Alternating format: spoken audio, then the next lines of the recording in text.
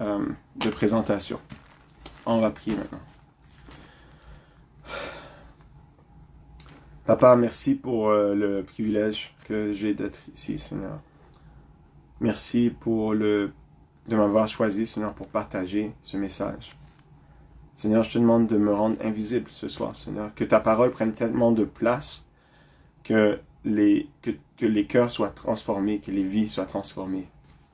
Apprends-nous à te faire confiance et à vivre quelque chose de complètement différent qu'on n'a jamais vécu avant, Seigneur. Alors que chaque jeune qui est là te rencontre dans le lieu secret, c'est-à-dire qu'ils sont seuls, pas sur leur gauche et leur droite, que leur réponse soit vraie, que leur cœur puisse vraiment être ouvert à te recevoir, puis vraiment qu'ils puissent vivre quelque chose d'authentique avec toi pour que ça continue au-delà de cette semaine. Seigneur, aujourd'hui, alors qu'on va parler d'identité, alors que j'aimerais aujourd'hui que ces jeunes se voient dans tes yeux éternels. Montre-leur à quel point comment tu les vois, comment tu les regardes, puis en réponse, que eux puissent te regarder différemment aussi, puis te sortir de l'image de toi qu'ils ont dans leur esprit, Seigneur, mais qu'ils puissent te rencontrer vraiment parce que tu es une personne. Merci, sois avec nous, nous t'en prions. Au nom de Jésus. Amen. All right. Donc, on va commencer. Et aujourd'hui, on va voir pas mal de choses.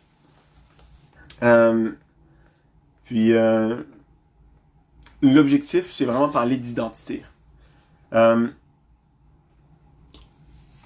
Qui suis-je? Qui es-tu? Si je te demande qui t'es, qui est-ce que t'es, quel mot est-ce que tu vas choisir? Puis, dépendant qui pose la question, sûrement que ta réponse va changer. Qui es-tu? Ben, si tu parles avec un adulte, tu vas dire quelque chose. Tu parles avec ton meilleur ami ou ta copine, tu vas dire peut-être autre chose. Si tu parles avec un pasteur, tu vas dire peut-être aussi autre chose. Mais qui es-tu vraiment? Je vous raconte une image que j'ai vue à un moment. C'était un éléphant qui était attaché à un poteau. Un éléphanteau, donc un petit éléphant, qu'on avait attaché à un poteau. Puis, qui était attaché par des chaînes. Puis donc, il ne pouvait pas aller plus loin que cette circonférence-là. Ce qui se passe, c'est que l'éléphant a grandi. Puis plus il grandissait, plus on ajustait la grosseur de la chaîne, mais toujours la même longueur. Puis à mesure que l'éléphanteau grandit, il devient un éléphant qui est fort, qui est capable. Mais parce qu'il est resté tout le temps enchaîné au même endroit, ben, il n'a pas pu aller plus loin. Et même s'il avait une force beaucoup plus grande que nécessaire pour enlever ce poteau puis découvrir autre chose, à cause de son expérience, il restait toujours dans la circonférence de ce poteau. Je pense qu'on vit quelque chose de semblable souvent. C'est que on développe une identité, puis en fonction de l'identité qu'on développe, l'image qu'on a de nous-mêmes, eh bien, on s'empêche on reste limité par rapport à ce qu'on peut vivre. Je vais vous parler de l'exemple de Jean-Baptiste. Si vous avez une Bible, on va aller voir le texte qui est dans Luc, de mémoire. Luc, je vais aller voir parce que je l'ai écrit dans mes notes. Je pense que c'est le premier chapitre.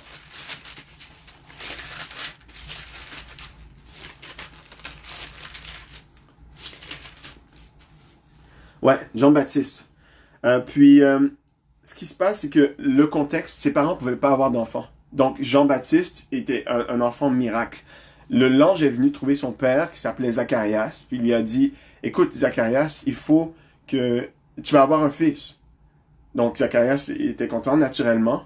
Puis il a dit, « Le nom de cet enfant-là, ça va être Jean. » Ce qui se passe, on est au verset 59. Donc, l'enfant est né. Ça fait 8 jours qu'il est né. On est au moment de sa circoncision. Puis c'est à ce moment-là qu'il va être nommé, quand on lui donnait un nom. Puis, le texte se lit comme suit à partir du verset 59. Le 8e jour, ils vinrent pour circoncire l'enfant et ils l'appelaient Zacharie du nom de son père. OK. Les gens en question, on nous dit c'est qui dans le verset 8? C'est ses voisins et ses parents. eux, ils viennent pour la circoncision de l'enfant, puis ils disent, oh, cet enfant-là s'appelle Zacharie, parce que son père s'appelle de la même manière, Zacharie, ou Zacharias en anglais. Puis, à cause de ça, ils assument que l'enfant doit s'appeler Zacharie, parce que c'est le nom de son père. Puis, ils lui donnent cette identité-là. Le verset 60 dit, mais sa mère prit la parole et dit, non, il sera appelé Jean. Ils lui dirent, il n'y a dans ta parenté personne qui ne soit appelé de ce nom. Et ils firent des signes à son père pour savoir comment il voulait qu'on l'appelle. Zacharie demanda des tablettes et il écrivit, Jean est son nom. Et tous furent dans l'étonnement. Le contexte ici, c'est qu'on a un enfant qui naît. Et toute la communauté a une idée de à quoi va ressembler cet enfant, puis c'est quoi l'identité qu'on va lui donner. L'identité qu'on a choisie pour cet enfant-là, c'était Zacharie. Mais sa mère et son père ont suivi le conseil de Dieu et ont forgé, eux, l'identité que Dieu avait donnée pour cet enfant. Ce qui se passe souvent, c'est que, je ne sais pas si vous avez déjà eu l'impression que on vous impose une identité. J'ai parlé avec des jeunes, avec mes cousins c'était pendant l'été dernier. J'étais chez eux, puis eux, ils me partageaient comment à l'école, parce que l'année dernière, vous vous souvenez, c'était l'année de Pride, donc on parlait beaucoup de l'identité homosexuelle, on parlait de l'importance d'être ouvert, puis d'être libre, d'être ouvert d'esprit, puis que chacun puisse vivre son identité. Et puis, ce que eux me disaient, c'est qu'ils avaient l'impression que le système dans lequel ils évoluaient à l'école voulait presque les convaincre que leur identité, c'était l'identité que la société met à l'avant dans ce contexte-là, tout le monde est un peu homosexuel. Puis c'est l'impression que eux me donnaient. Moi, je suis pas dans leurs écoles, je pouvais pas dire ça. Aujourd'hui, j'aimerais ça qu'on parle de l'identité à 3 niveaux. Puis, je pense que chacun d'entre nous, on a 3 identités, puis la Bible est très très claire, puis c'est pour ça qu'on va avoir plusieurs textes pour identifier ça. La première identité, c'est l'identité publique. Vous et moi, on a une identité publique. C'est-à-dire qu'avant de faire cette présentation-là, plus tôt aujourd'hui, j'étais en pyjama, puis j'étais pas coiffé. Ça, c'est pas mon identité publique. L'identité publique, c'est OK, comme je vais venir avec vous, je vais me prendre un bain, mettre une chemise, puis me coiffer. Donc ça, c'est l'identité publique. Je m'ajuste parce que je veux m'assurer que ce que je projette, c'est quelque chose qui est agréable. Je pense que la plupart des gens ont une identité qui est publique. Quand vous êtes avec vos amis, quand vous êtes avec ou plusieurs identités publiques, au travail, on est d'une manière, quand on est avec nos amis proches, on est d'une manière, quand on est avec la famille, on est d'une autre manière. L'identité publique, c'est l'identité qui plaît aux gens. Mais on a aussi chacun une identité qui est privée. Cette identité privée-là, c'est tout ce qui est secret, qu'on partage avec personne d'autre. C'est-à-dire que cette identité privée, c'est là qu'il y a le péché favori. C'est dans ton identité privée. C'est mon histoire, puis c'est celle de plusieurs gens qui ont osé partager avec moi. C'est le même contexte. On a une identité publique que tout le monde aime, puis on a une identité privée. Le problème avec ça, c'est que comme on sait que l'identité publique, pour imaginer ça, imaginez 3 cercles. Donc, un grand cercle, qui est l'identité publique, un plus petit cercle à l'intérieur, qui est l'identité privée. Le problème avec l'identité privée, c'est que quand on est là, dans l'identité privée, ce qui se passe, comme personne d'autre est au courant, on a l'impression que ce qui est là, c'est ça qui est vrai. Parce qu'on sait que ce qu'on dégage quand on est dans le public, ce qu'on montre aux gens, c'est ce qui est le mieux de nous. Et souvent, c'est faux. D'autres peuvent appeler ça le masque. Puis moi, je suis 100% d'accord avec ce mot-là. Le masque. Quand on est quelque part, on utilise ce masque. Et le privé, c'est l'identité secrète. L'identité où est-ce qu'on pêche. L'identité quand on a une dépendance, en général, ça va commencer dans le privé. Puis aujourd'hui, j'aimerais ça qu'on découvre une autre identité. Une identité qu'on n'a pas encore, pour la plupart, encore vécue. La Bible nous parle de cette identité-là, puis c'est ce qu'on va aller découvrir ensemble. Mais juste avant d'aller là, j'aimerais ça qu'on parle de Daniel. Vous connaissez l'histoire de Daniel. Il est là, puis on l'enlève. Daniel faisait partie de la noblesse. C'était un homme, dans sa famille, il était bien éduqué, etc. Il faisait partie des gens les plus... les meilleurs en Israël. Ils l'ont pris de sa famille, puis l'ont emmené à Babylone. Mais ce qui est particulier, c'est qu'à Babylone, on leur donnait des privilèges. L'objectif du royaume de Babylone, c'était pas de prendre ces gens-là puis de les mettre en prison. Non, parce qu'ils avaient déjà un fonds, ils faisaient partie de la noblesse, ils avaient une certaine éducation. Le but de Babylone, c'était d'utiliser les qualités de ces jeunes-là et de faire avec eux quelque chose, faire avec eux avancer Babylone. Donc, ça se passe dans Daniel chapitre 1, puis je vais vous laisser découvrir vous-même, mais dans ce premier chapitre, il change la langue de ces jeunes, leur culture, leur nourriture, leur façon de manger, et il change aussi leur nom. Puis le programme qu'il est préparé pour servir Babylone, c'était un programme qui durait 3 ans. Donc c'était comme une école babylonienne, où est-ce que pendant ce temps-là, ils utilisaient un langage différent, ils mangeaient différemment, puis on les appelait aussi différemment. L'objectif, c'est qu'à la fin de ces 3 ans, qu'ils aient une identité babylonienne, puis qu'ils servent l'empire babylonien. Nous, on est ici dans un contexte qui, des fois, est semblable. Parce qu'on a grandi, puis qu'on les a éduqués à penser d'une certaine manière, on forme une identité qui ressemble au monde dans lequel on vit. Mais j'aimerais ça qu'on découvre la vraie identité, notre identité primaire. Puis c'est ce qu'on va faire avec les versets qui suivent. Ah oui, je veux pas passer à côté de ça. En 1863, c'était la déclaration d'émancipation. C'est-à-dire que les esclaves noirs aux États-Unis, selon le président, devenaient libres. Pas dans tous les États-Unis, mais dans la plupart des États. Les Noirs avaient finalement obtenu le statut de libre. La réalité, c'est que pendant 100 ans, après la première déclaration d'émancipation, il y avait encore des esclaves dans le pays américain qui travaillaient dans les champs de coton, puis qui étaient des esclaves, qui appartenaient à des gens. Pourquoi? Parce que ces esclaves-là, ils ne savaient pas lire. Ils n'avaient pas su qu'il y avait eu une déclaration d'émancipation, puis même s'ils étaient libres, ils n'étaient pas au courant de leur liberté. Je pense que pour la plupart des jeunes, on est dans le même contexte. On est libre. Dieu a payé le prix pour qu'on soit libre. Mais on continue de vivre comme des gens qui n'étaient pas libres. Parce que notre réalité nous dit qu'on n'est pas libre. La chose que j'aime pas faire, je continue à la faire. Donc, dans les faits, je suis pas libre. Mais pensez à vous, si vous étiez un esclave dans ce temps-là aux États-Unis, la différence que ça ferait de savoir qu'officiellement, vous êtes un homme libre. Est-ce que vous allez continuer à faire les choses de la même manière? De comprendre que vous êtes libre, que vous avez accès à une vie de liberté. Est-ce que ça changerait quelque chose dans votre vie? J'aimerais ça qu'aujourd'hui, on découvre qu'on est libre, puis que Dieu nous considère libres, puis qu'il a payé le prix pour qu'on soit libre. Donc, on devrait vivre librement. On va aller voir différents versets qui parlent de l'identité que Dieu nous donne. Le premier texte est dans Psaume 139, verset 16. Je lis pour vous.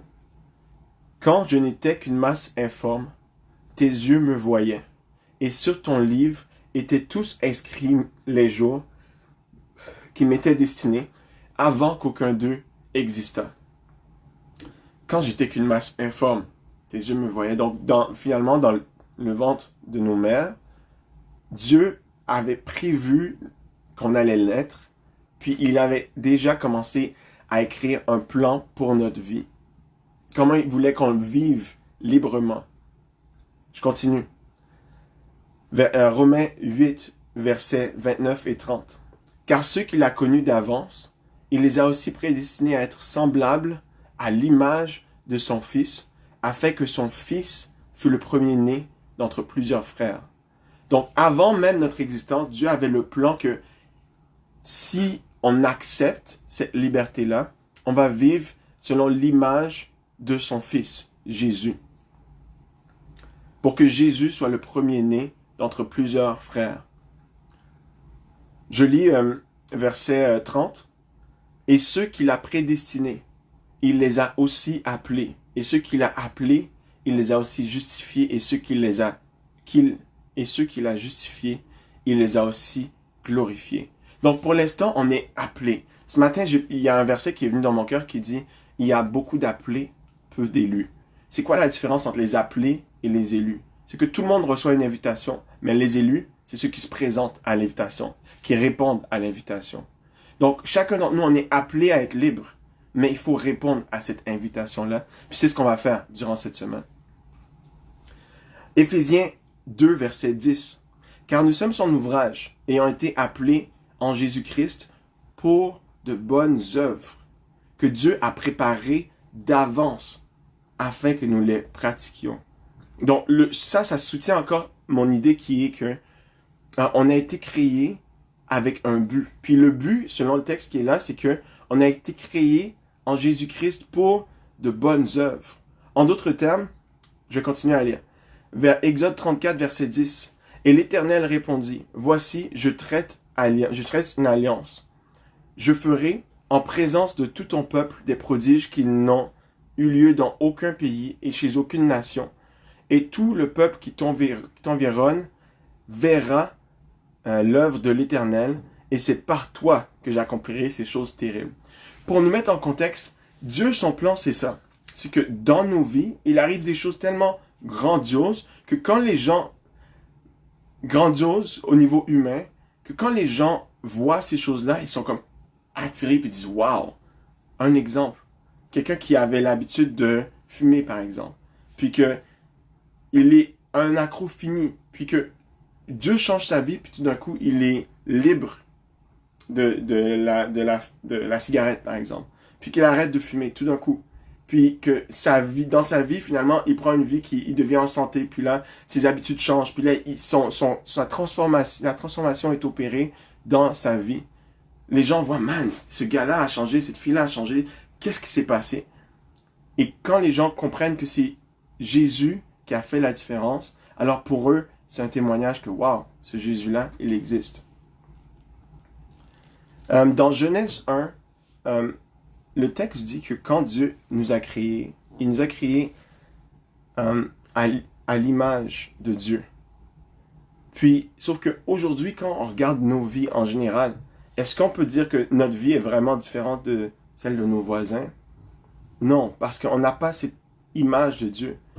Mais il faut simplement la recevoir. Puis ce que j'aimerais qu'on découvre ensemble, c'est comment est-ce que Dieu a l'intention de refaire en nous cette image de Dieu. Hier, on a vu un texte qui disait ce que je veux faire, ce que je veux pas faire, c'est ça que je fais. Puis ce que je veux faire, j'arrive pas à le faire. C'était dans Romains 7, verset 19. Puis c'est notre expérience jusqu'à maintenant. Mais imaginez de commencer une relation avec Dieu et que finalement, après un certain temps, vous arrivez à ne plus faire ce que vous voulez pas faire et à faire ce que vous voulez faire. Alors votre vie va changer parce que tu seras libre. Tu ne seras pas obligé de faire ce que tu n'aimes pas faire. Ça, c'est la liberté que Dieu veut, puis c'est ça qui amène une transformation. Alors Dieu a cette identité qu'il a mis en nous, puis juste dans quelques minutes, pour terminer, on va lire un texte qui s'appelle The Father's Love Letter. Ça, c'est une initiative chrétienne qui était de prendre... Ils ont pris plusieurs textes de la Bible, ils ont mis ça ensemble, puis ça fait comme si Dieu avait écrit une lettre. Donc, on a juste mis tous les versets un après l'autre. Puis j'aimerais vraiment lire cette lettre. Parce que si on comprend l'idée que notre identité primaire, ou bien on peut l'appeler true self, notre vraie identité, c'est une identité, c'est ce que Dieu a mis dans notre cœur.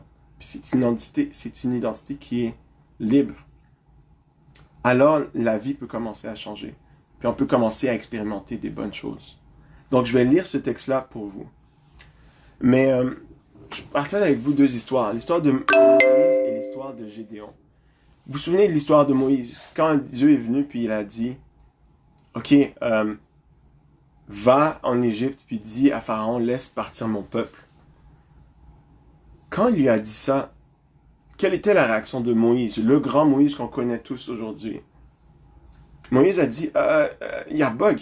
Puis il cherchait des excuses. Il disait, écoute, quand ils vont t'appeler, comment est-ce que quand ils vont me demander c'est quoi ton nom, qu'est-ce que je dois leur répondre? Après ça, il a dit, je sais pas parler, je suis pas bien, je suis pas capable. Puis il a dit, écoute, choisis une autre personne, choisis-moi pas parce que je suis incapable. Qu'est-ce qui fait que Dieu se présente devant des gens normaux, ou même pas devant des gens qui sont mauvais, parce que Moïse était un meurtrier, David était un meurtrier, et l'histoire de la Bible nous montre tous les gens, comment Dieu utilise des gens qui sont brisés, des gens qui sont mauvais, on pourrait dire. Comment ça se fait que Dieu pense que Moïse peut faire ça, puis alors que Moïse pense qu'il peut pas faire ça? Même l'histoire avec Gédéon. Gédéon vient, Dieu vient trouver Gédéon, puis il dit, ok, Gédéon, va, délivre mon peuple. Puis là, il dit, oui, mais je suis le plus petit de la plus petite famille, etc. Je suis pas capable. Puis là, il fait un paquet de tests pour que Dieu confirme que oui, c'est bien toi que j'ai choisi. Comment ça se fait que ce que Gédéon voit pas et ce que Moïse voit pas, Dieu le voit? Ou comment ça se fait que, alors que je vous parle, certains sont comme, oui, mais ça c'est pour les autres, c'est pas pour moi. Est-ce que l'émotion qui est dans nos cœurs peut être semblable à celle de Gédéon puis de Moïse? Que, ben écoute, la personne que tu décris, qui est libre, puis qui est en santé, puis qui vit une belle chose avec Dieu, c'est pas moi, c'est quelqu'un d'autre. Est-ce que ça se peut que c'est parce qu'on ne voit pas ce que Dieu voit? Dieu dit, écoute, j'ai un plan pour toi, puis je connais les projets que j'ai fondés pour toi. Mais toi, tu les connais juste pas. Est-ce que ça se peut que nous, on soit dans la même situation que Moïse, puis que Gédéon? Puis que tout ce qu'on a besoin, c'est de faire confiance à Dieu parce que lui, il voit quelque chose en nous qu'on ne voit pas. Moi, c'est devenu comme une évidence pour moi. C'est que, c'est normal. Si Dieu voit tout ce que je peux devenir, puis tout ce que je suis vraiment, puis il sait qu'est-ce qu'il a mis en moi, il sait quel talent il a mis, il sait quelle qualité, il sait que je suis capable. Parce que lui, il m'a créé, il sait que je peux faire telle ou telle chose. Parce que Dieu t'a créé, il connaît tes talents, il t'a conçu avant même ton existence, il avait un plan. C'est normal que lui, il vienne puis te demande de faire des choses que tu penses que tu n'es pas capable de faire. Parce que lui, il voit le big picture. Lui, il voit ton identité. Puis maintenant, on va terminer avec le texte qui est là. Ça s'appelle Father's Love Letter. La lettre d'amour du Père. Puis je veux vraiment la lire pour vous, en français. Puis, je vais aussi vous dire les références. Comme ça, vous allez voir que, wow, la façon que Dieu me voit, c'est complètement différent de la façon dont moi je me vois. Puis c'est complètement différent de l'identité que ma société pousse sur moi. Il y a quelque chose en toi qui est tellement plus grand, tellement plus beau. Puis il y a une vie que tu vis peut-être pas encore qui est tellement plus agréable, tellement... C'est possible de se réveiller puis de savoir que, wow, ça va bien, c'est une bonne journée, Dieu est avec moi. C'est possible de vivre une vie où est-ce qu'on sort de notre habitude. Où est-ce qu'on fait, ok, je me réveille, je mange, etc., je vais travailler, je reviens au travail, puis je pêche, puis je recommence le lendemain. Est-ce qu'on peut vivre quelque chose de différent? Je pense que oui, mais pas si on regarde à nous-mêmes. Parce que, comme on a vu hier, le texte disait, sans moi, vous pouvez rien faire. Ce que j'aimerais qu'on fasse aujourd'hui, c'est comprendre, c'est nous voir dans les yeux de Dieu. Voir comment Dieu nous voit. Puis si on croit à comment il nous voit, demain, ça va être pertinent de découvrir qui il est vraiment. On dit Dieu est amour, mais quand on regarde certains textes de la Bible, on a l'impression que Dieu n'est pas vraiment amour. Ou bien Dieu est amour pour quelqu'un d'autre, pour d'autres types de personnes, mais peut-être pas pour moi. Ce que j'aimerais vraiment qu'on vive durant cette semaine, c'est de découvrir que Dieu t'aime toi autant qu'il aime Jésus. Et c'est ce que sa parole nous dit. Ok, je vais lire pour vous. Mon enfant, je regarde au fond de ton cœur et je sais tout de toi. Psaume 139, verset 1. Je sais quand tu t'assieds, quand tu t'élèves. Psaume 139, verset 2. Je te vois quand tu marches et quand tu te couches, je connais parfaitement toutes tes voies. Psaume 139, verset 3. Même les cheveux de ta tête sont comptés. Matthieu 10, verset 29 à 31. Tu as été créé à mon image. Genèse 1, verset 27. Je suis le mouvement, la vie et l'être. Acte 17, verset 28. Je te connaissais même avant que tu sois conçu. Jérémie 1, verset 4 et 5. Je t'ai choisi au moment de la création. Éphésiens 1, versets 11 et 12. Tu n'étais pas une erreur. Psaume 139, verset 15. Je détermine la durée des temps et les bornes de ta demeure. Acte 17, verset 26. J'ai fait de toi une créature merveilleuse. Psaume 139, verset 13. C'est moi qui t'ai fait sortir du sein de ta mère. Psaume 71, verset 6. J'ai été déformé par ceux qui ne me connaissent pas. Jean 8, verset 41 à 44. Je ne me suis pas éloigné, ni fâché, car je suis l'expression parfaite de l'amour. 1 Jean 4, verset 16. C'est mon amour de Père que je répands sur toi. 1 Jean 3, verset 1er. Parce que tu es mon enfant et parce que je suis ton Père. 1 Jean 3, verset 1er. Je t'offre plus que ton Père terrestre pourrait jamais te donner. Matthieu 7, verset 11. Car je suis le Père parfait. Matthieu 5, verset 48. Toute grâce que tu reçois vient de ma main. Jacques 1er, verset 17. Car je suis celui qui subvient à tous tes besoins. Matthieu 6, verset 31 à 33. Mon plan pour ton avenir est toujours rempli d'espérance.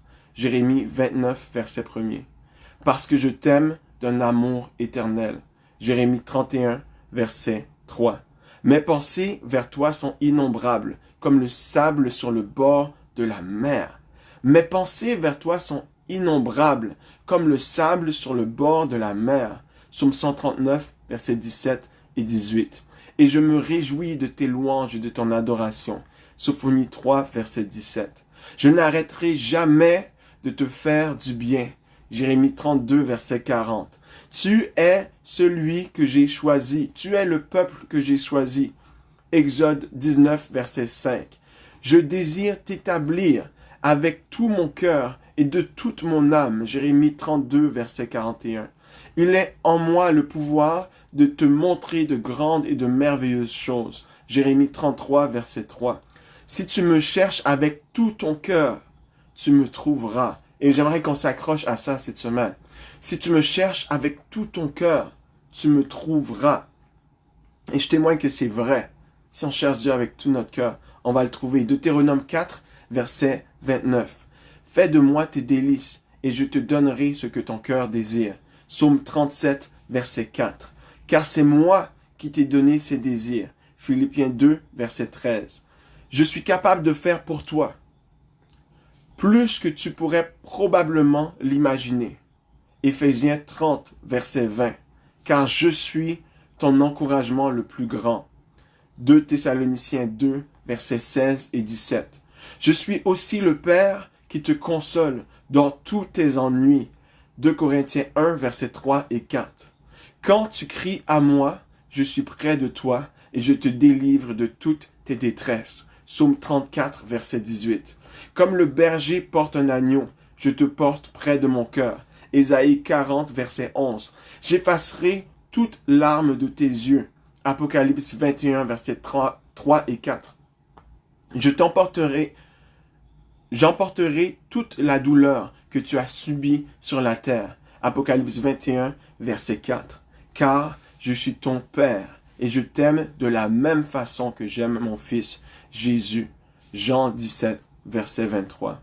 Car dans Jésus, mon amour pour toi est révélé. Jean 17, verset 26. Il est la représentation exacte de mon être. Hébreux 1, verset 3. Et il est venu pour te démontrer que je suis pour toi et pas contre toi. Romains 8, verset 31. Et te dire que je ne compte pas tes péchés. Te dire que je ne compte pas tes péchés. 2 Corinthiens 5, versets 18 et 19. Jésus est mort pour que toi et moi, nous puissions être réconciliés. 2 Corinthiens 5, versets 18 et 19. Sa mort est l'expression suprême de mon amour pour toi. 1 Jean 4, verset 10. J'ai renoncé à tout ce que j'aime pour gagner ton amour. Romains 8, verset 32. Si tu acceptes mon Fils Jésus, tu me reçois. 1 Jean 2, verset 23. Et rien ne te séparera de mon amour. Romains 8, versets 38 et 39. Dans ma maison, il y a tant de joie dans le ciel devant la repentance d'un pécheur. Luc 15, verset 7. J'ai toujours été père et je serai toujours ton père. Éphésiens 3, versets 14 et 15. Ma question est, veux-tu être mon enfant? Jean 1, verset 1 à 13. Je t'attends. Luc 15, verset 11 à 32. Ton Père qui t'aime, Dieu Tout-Puissant. Amen.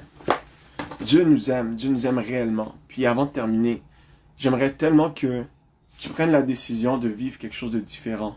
C'est-à-dire arrêter de juste entrer dans les mécanismes, mais vivre quelque chose de vrai. Dieu est vrai, puis l'amour qu'il a pour toi est vrai. La transformation qu'il veut amener dans ta vie est aussi vraie, puis sa parole est vraie. Donc je t'invite à vivre ça avec lui. Maintenant, on va prier. Puis moi, je vais prier rapidement, mais je te demande, s'il te plaît, prends le temps de rester avec Dieu, puis juste de parler franchement. Dire, Seigneur, il y a ça qui va pas. J'ai de la misère à m'accrocher à toi à cause de ça. Fais quelque chose. J'ai envie de te rechercher de tout mon cœur, mais j'ai pas la force. Aide-moi à faire ça. On prie. Merci, Papa, pour ton amour et parce que tu as parlé à ton peuple ce soir. Merci pour tous les jeunes de Bethesda et d'ailleurs qui sont connectés ce soir. Je t'en prie, Éternel, que tu puisses faire ta volonté dans leur vie. Donne-leur un témoignage. Rends-les libres, Seigneur. Puis que le monde entier puisse être béni par la transformation que tu apportes dans les vies. Je te remercie et je crois en toi. Au nom de Jésus. Amen. Merci d'avoir été avec nous. Je vous souhaite à tout le monde une bonne soirée et que Dieu vous accompagne. Et on se donne rendez-vous demain à 7h.